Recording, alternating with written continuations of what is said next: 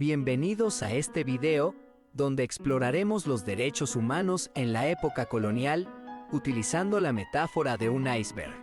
Veremos lo más conocido en la superficie y nos adentraremos en lo menos conocido y más profundo.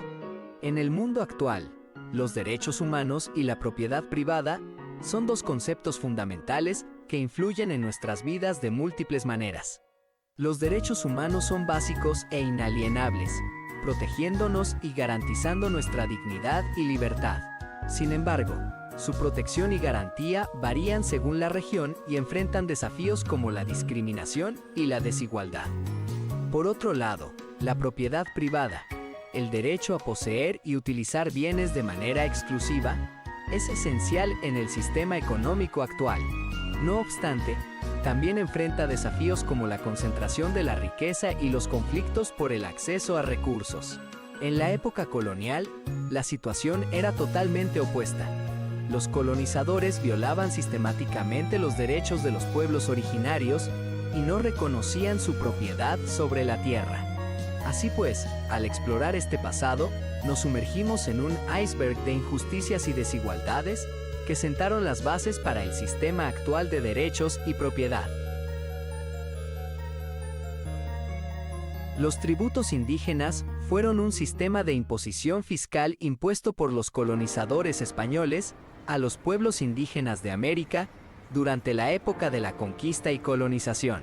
Estos tributos tenían el propósito de extraer recursos económicos y materiales de las comunidades indígenas para financiar las actividades coloniales y enriquecer a la corona española.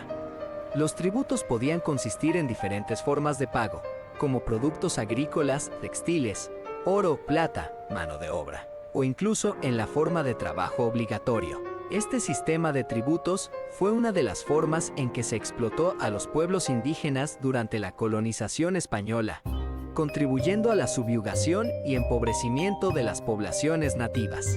Además de los tributos impuestos por los colonizadores españoles, los indígenas también debían cumplir con sus propios sistemas de impuestos y obligaciones hacia sus líderes locales o caciques.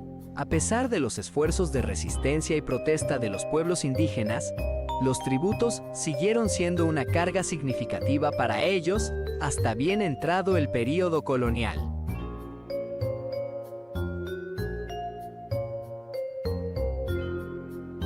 La esclavitud fue una práctica despiadada y deshumanizadora que marcó profundamente la historia de las colonias europeas en América, así como en otras partes del mundo.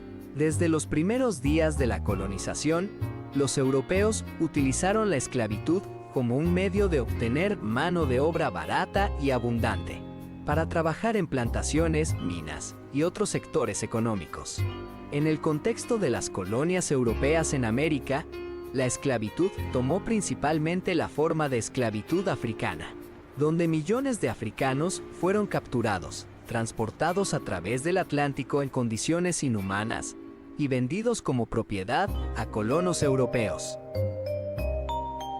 El derecho a la tierra para los colonizadores fue una política fundamental durante la época de la conquista y colonización de América por parte de los europeos, particularmente los españoles. Este derecho se basaba en la doctrina del derecho de conquista, que sostenía que los colonizadores tenían el derecho legal y moral de reclamar y apropiarse de las tierras ocupadas por los pueblos indígenas. Los colonizadores españoles justificaban su reclamo de tierras en América en base a la autoridad papal conferida por las bulas papales y los tratados de división territorial. El derecho a la explotación de recursos naturales, como el oro, la plata y otros minerales, fue una de las prerrogativas fundamentales, otorgadas a los colonizadores durante la época de la conquista y colonización de América. Esta práctica se basaba en la idea de que los recursos naturales de las tierras recién descubiertas eran propiedad de los monarcas europeos y, por lo tanto, estaban disponibles para ser explotados, en beneficio de la corona y de los colonizadores.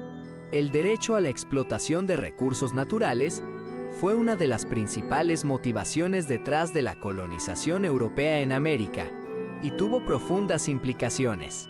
Esta explotación desenfrenada de recursos es un recordatorio de los impactos devastadores del colonialismo en las tierras y las comunidades indígenas de América.